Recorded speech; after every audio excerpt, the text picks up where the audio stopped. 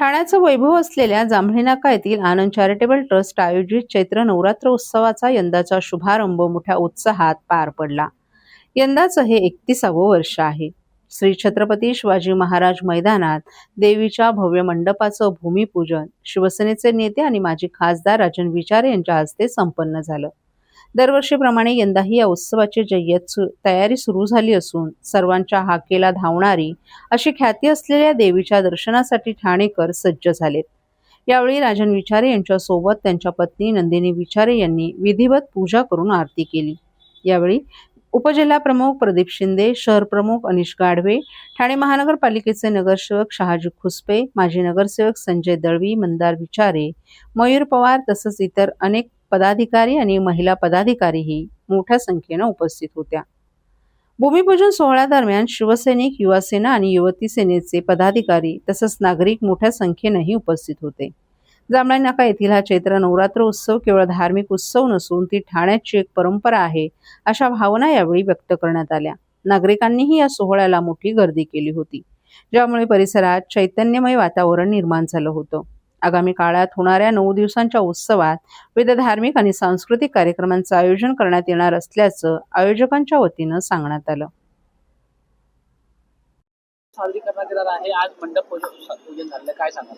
अशा प्रकारे संपूर्ण सोहळा मला वाटतं गुढीपाडव्याच्या शुभमुहूर्तावर आनंद चॅरिटेबल ट्रस्टच्या माध्यमातून या ठिकाणी हा चैत्र नवरात्र उत्सव यंदाचं 31वं वर्ष आहे आणि मला वाटतं ही देवी जी आहे धर्मवीर आनंदीगे साहेब यांच्या आशीर्वादाने या ठिकाणी आम्ही या देवीची स्थापना केली होती आणि 31 वर्ष झाली आणि खऱ्या अर्थाने तुम्ही बघितलं असेल नवसाला पावणारी आणि भक्तांच्या हाकेला धावणारी अशी ही देवी मला वाटतं सर्व ठाणेकर महाराष्ट्रातून सुद्धा या देवीचे भक्त आहेत ते या ठिकाणी दर्शनाला येत असतात आणि मला वाटतं सर्व ठाणेकर त्याची वाट पाहत आहेत।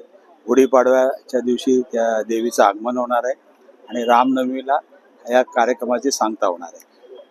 सर, यंदा काय मंडपाची कुठली प्रतिकृती तयार होणार? या वेळेला आपलं जो डेकोरेशन जे आहे एक महाराष्ट्रात सुप्रसिद्ध असं मंदिराची प्रतिकृती करण्याचा प्रयत्न आमचे शागिर्द म्हणून डेकोरेटर आहे ते करतायत। त्यानंतर तुम्ही बघितलं असेल 9 दिवस वेगवेगळे कार्यक्रम असणार आहेत। देवीचे आगमन गुढीपाडव्याच्या दिवशीच या ठिकाणी भव्य दिव्य अशा मोठ्या मिरवणुकीने होणार आहोत। त्याचबरोबर या ठिकाणी 9 दिवस या ठिकाणी सहस्त्रचंडी याग या ठिकाणी चालणार आहेत। आमचे नाशिकचे सुलाके महाराज म्हणून आहेत ते या ठिकाणी त्याचं हे करणार आहेत, नियोजन करणार आहेत। त्याचबरोबर नवदुर्गा पुरस्कार, त्याचबरोबर नवरत्न पुरस्कार ठाणे शहरातल्या सर्व लोकांचा या ठिकाणी सन्मान केला जाणार आहे, चांगल्या काम करणाऱ्या व्यक्तींचा। त्याचबरोबर तुम्ही बघितलं असेल की या ठाण्यामध्ये वेगवेगळे विविध कार्यक्रम, तुम्हाला माहिती असेल ठाण्यामध्ये ठाणे शहर एक सांस्कृतिक शहर आहे आणि या सांस्कृतिक शहराची परंपरा जपण्याचं काम आनंद चॅरिटेबल ट्रस्टच्या माध्यमातून गेले 9 दिवस सर्व समाजाला एकत्र करण्याचं काम या माध्यमातून होत आहेत। पहिल्या दिवशी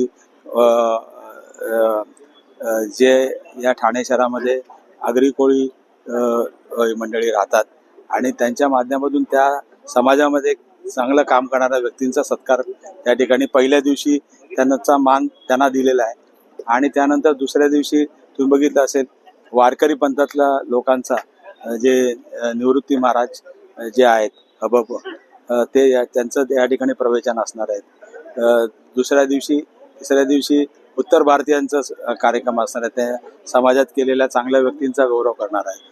त्यानंतर तुम्ही बघितलं असेल नवरत्न पुरस्कार आहे, महिलांसाठी कोंडला आहे आणि रामनवमीच्या निमित्ताने त्या ठिकाणी कार्यक्रम आहे।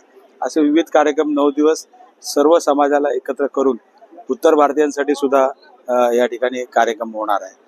असं 9 दिवस भरगतचा असा कार्यक्रम या ठिकाणी होणार आहे। नागरिकांना काय आव्हान? मला वाटतं ठाणेकरांनी याच्यामध्ये सहभाग घ्यावा आणि देवीचा आशीर्वाद घ्यावा। धन्यवाद।